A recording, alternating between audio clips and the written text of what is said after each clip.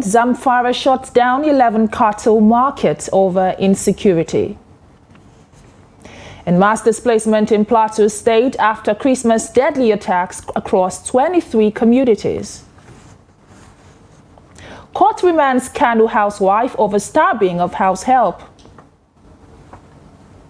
And on the foreign scene, over 40 feared dead in gasoline tanker blast in central Liberia. Hello and thank you for joining us on the Trust News Update. My name is Chiamaka Enendu.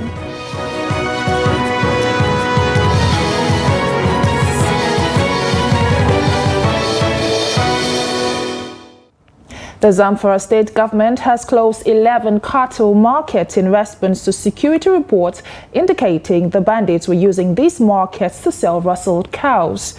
Markets affected include Safe and Bilbis Market in Safe local government, Wia Market in Ankara local government, Magamindidi Market in Maradun local government, Galadi Market in Shinkafi local government, and Mada Market in Gusau local government. Additionally, Sabon Brinin Dan Ali, Kokia, Chigama and Nasarawa Godel Market, all in Birin Mangaji local government, are also closed. The state government has directed security agencies to ensure compliance and individuals violating the order will face arrest. The measure aims to cooperate with state government efforts to eliminate banditry activities. In northwest and central Nigeria have long been affected by bandit militias, posing security challenges that the government aims to address.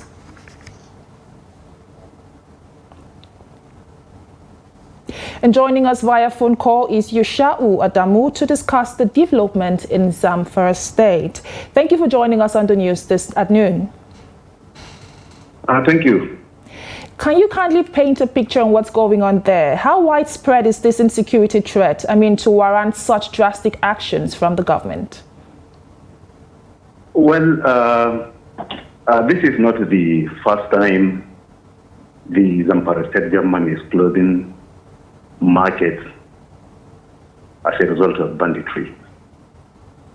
It could be recalled during the previous administration, some markets were closed down, like Imada and Jibuga, Maru, Maradun, and Sadawa, among others. So these are the areas where banditry is taking place seriously. But some residents were against the decision because they said a similar method was applied by the previous government and it did not result in any positive result. It did not yield any positive result. What they are agitating is deployment of enough security personnel to their areas, because they said the decision will only inflict serious hardship on them. They don't have anything to do now because rainy season is over.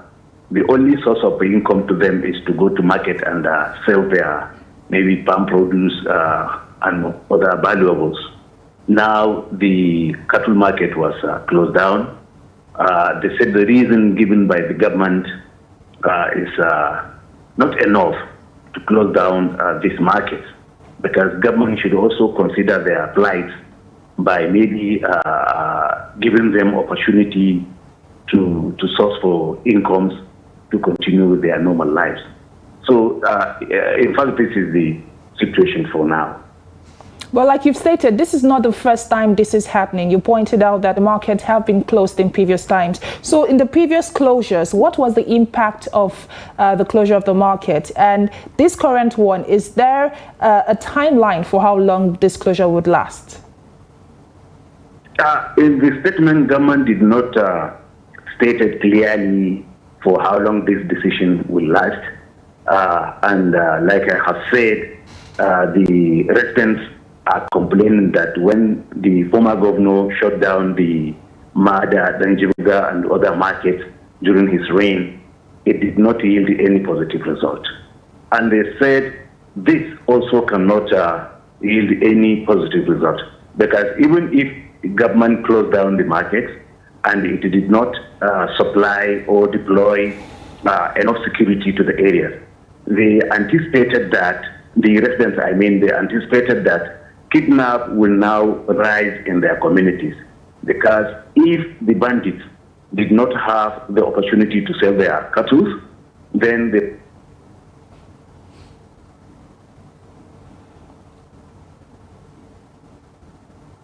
looks as though we've lost signals from him.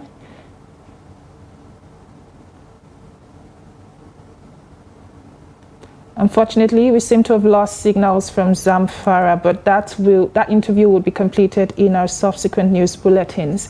Moving away from that now, survivors of the recent crises in Bokos and Barkinladi local government area of Plateau State have been narrating their audio following the attacks that claimed 148 lives with attendant loss of properties, and the attacks came at a time when residents of the communities were preparing to celebrate this year's Christmas.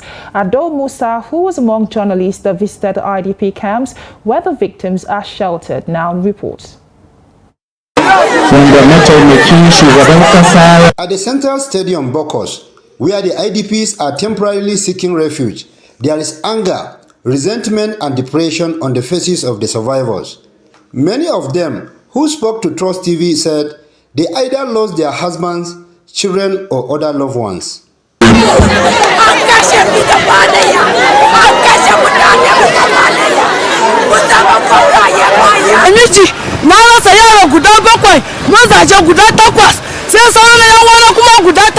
are cooking when the government attacked our community. We had to run for our lives. We didn't even know where we were running to. They killed 7 persons in our family. At the moment, I don't know where some of my children and grandchildren are. I was at home when suddenly we started hearing people shouting. Our husbands started running helter-skelter, seeking for refuge. I lost my husband, brothers and children. Our farm produce have been destroyed. The attackers killed a lot of people. They burned our houses and farm produce. We are really in a sorry state right now and calling on government to intervene. I lost all my people. I lost my family. They burned my family. They burned my children. They burned my husband. They burned everything. Even our work, even our food, they burned it. Even our houses, they burned it. Even our children, they burned it. We lost everything in our family. We don't get anything to say. This country is too hot for us. This country is too hard for us. For over 2 decades, the state has been battling with ethno-religious crisis that has claimed hundreds of lives. Ado Musa, Trust TV News, Jos. The Bauchi State Police Command, in collaboration with Ahmad Ali Kwara's hunters, eliminated 6 suspected bandits terrorizing communities in Ninji local government area. The Commissioner of Police, Awa Musa Mohammed, disclosed the operation as a response to the brutal killing of 8 people, including the traditional ruler of Kadangamji village in July. The joint team engaged the bandits in a gun duel on December 26, 2023, resulting in the death of 6 of them. Recovered items include 2 AK-47 rifles, 55 live ammunition, 4 empty magazines, 4.5 million naira and Golf 3 vehicles, 7 new SIM cards and 6 keypad phones. And stolen items recovered comprised 11 Android phones, 4 keypad phones, 24 mobile batteries and 190 recharge cards. The preliminary investigation revealed the bandits' involvement in recent invasion and kidnappings. The operation targeted 4 villages where they killed 1 vigilante member and kidnapped 2 wives of the chairman of Kiawa local government area in Jigawa State. Hasfat Surajo, a 24-year-old resident of Kanu, has been remanded in a correctional center for allegedly stabbing a house help, Nafiu Hafizu, to death. The defendant attempted suicide on the 20th of December using a sharp knife and cutting herself on the left hand. And although admitting an attempt to kill herself, she pleaded not guilty to the second charge of culpable homicide. The offense contravened sections 281 and 221 of the Penal Code. The Chief Magistrate, Hadiza Abdurrahman, ordered her remand to a correctional center with the case adjourned to the 1st of February 2024. And Hafsat's husband, along with Adamu Mohammed and Nasidi Mohammed, were also arraigned for concealment of fact over the alleged murder. And they pleaded not guilty, and the Chief Magistrate ordered their remand to a correctional center adjourning the case until the 8th of January 2024. And the security landscape in Nigeria's capital, Abuja, is marred by escalating challenges, posing a constant threat to the well-being of its residents. The recent incident in Dede community of Wari unfolded a disturbing narrative as more than 20 individuals fell victim to a kidnapping on the 9th of December. In this report, Noel Sampson speaks to Mustafa Taidi, a father whose 4 children were among the kidnapped, who have fortunately regained their freedom. Against the backdrop of locked houses and residents seeking refuge elsewhere, Mustafa Taidi shares the gripping tale of his 4 kidnapped children now safely returned. Actually 14 days in captivity. They returned 15 days until we'll reach an agreeable amount. Then after payment, then they release them the next day. We paid the ransom on Friday, and on Saturday morning they were released. Ensured security on the citizens that live in Abuja environment, all Nigerians. Like now, you can't travel to some of the hometown of anyone because of the insecurity along the way and even at home. In an effort to provide broader perspective, Commissioner of Police FCT Haruna Garba offered updates on the unfolding situation. His contribution includes valuable security tips aimed at enhancing community awareness and preparedness. The incident of Dede is an unfortunate one. We have our men on ground on patrol. So when the thing happened that very night, there was a prompt response by the police. And 7 out of the people that were abducted were rescued almost immediately, unhurt. The statistics is there. From the information available to me, now indicates that the rest that are in the hands of the abductors have now been released. The FCT, as I can tell you, is safe. There's no way you cannot go into to celebrate, the new year as it's coming. Everywhere is safe, but I can tell you that and advise members of the public, in order to curb the activities of this one chance, is that they should board vehicles from the designated car parks. Assuring the residents of the Federal Capital Territory, the FCT Police Command says it is actively engaged in comprehensive efforts to secure the lives and properties of citizens. Despite the unsettling incidents, there's a collective commitment to install confidence in the safety of the community. Noel Samson, Trust TV News, Abuja. The River State Police Command has apprehended 2 criminal masterminds during the raid on a hideout in the Lenawo, Obiakpo local government area. And among those arrested are Azubike Oji, a 27-year-old recently released from Correctional Center. Grace Ikoko, the spokeswoman for the State Police Command, revealed that the arrest followed a complaint from a robbery victim. And tracking a stolen device, the police uncovered a 7-room brothel in Odani, serving as a hideout for the criminal syndicate. On December the 10th, the gang leader Anthony Augustine, who is 22 years of age, was apprehended at Green City Estate in Odani. And residents celebrated the arrest of Augustine, and his gang had terrorized the community. And items recovered include an iPhone X, suspected packs of marijuana, POS machines, and locally made pistols. Augustine confessed to running the brothel as a cover for his criminal activities. And further investigation revealed his involvement in murder and robbery, having recently been released from a correctional center. And this is still the news update on Trust TV. Still to come.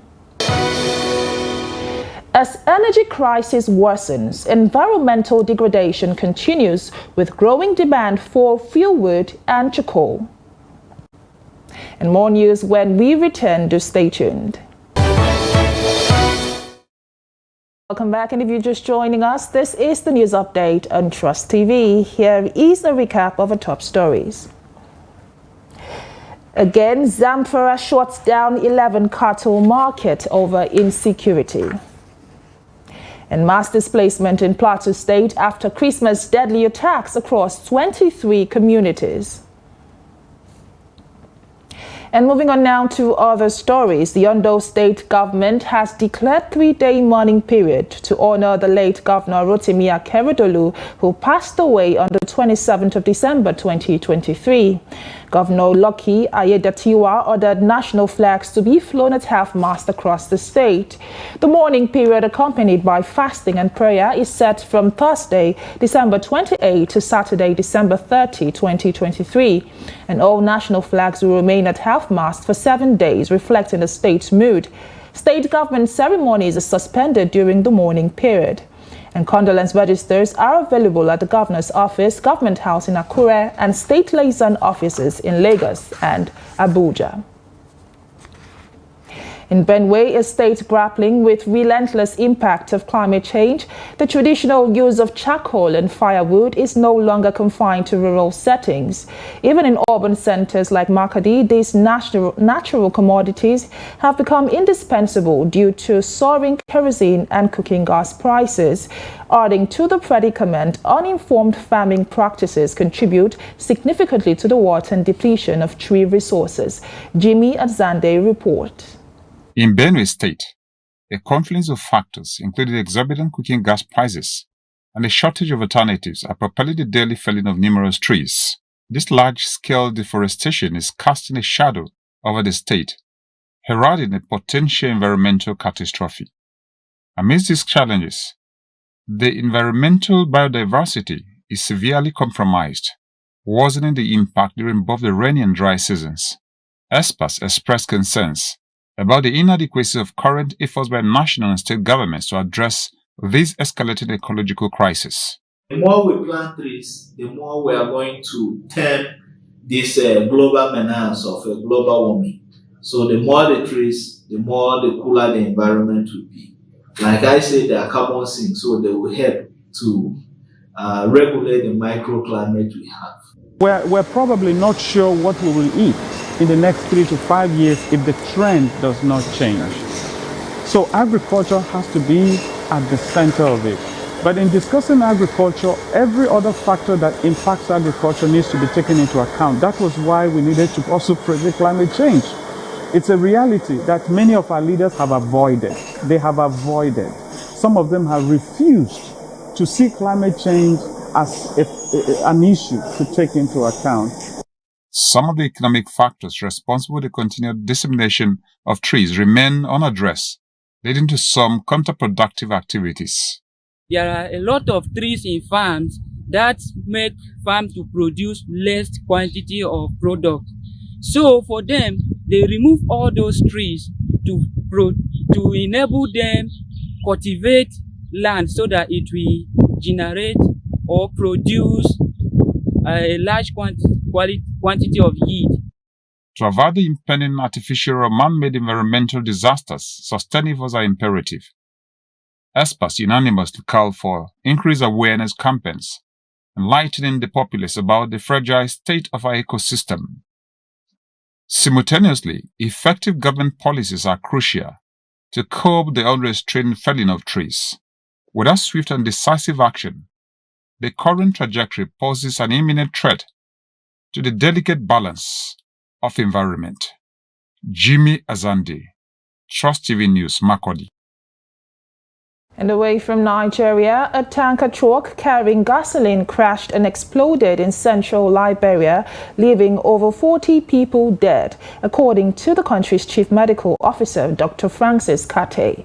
The incident occurred in Toyota, about 130 kilometers away from the capital, Monrovia. The exact number of victims is challenging to determine due to some being reduced to ashes. Initial police reports indicated 15 deaths and at least 30 injuries as locals gathered at the scene. And Deputy Inspector General Prince Mubla, the police officer Malvin Sacco, shared that after the crash, locals attempted to collect leaking gas, resulting in the explosion causing casualties. The police are still gathering information on the total number of injured and killed.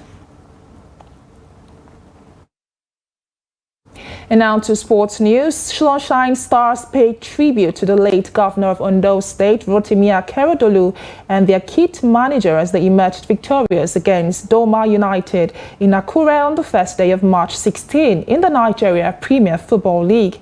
The Akure Gunners took control early, securing the opening goal in the 20th minute through Isaac Emmanuel.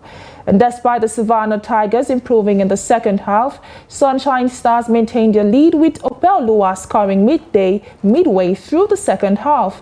The game ended 2-0 in favor of Sunshine Stars. And before kickoff, both teams observed a 1 minute of silence to honor the late governor of Ondo State, Rotimi Akeredolu, who passed away earlier in the morning. And the kit manager of team recently passed away at the University of Benin Teaching Hospital. And with that, we've come to the end of the news updates this hour. Do well to follow us across all the social media platforms for more news, documentaries, and programs. My name is Chiamaka Nendu. Thank you for watching.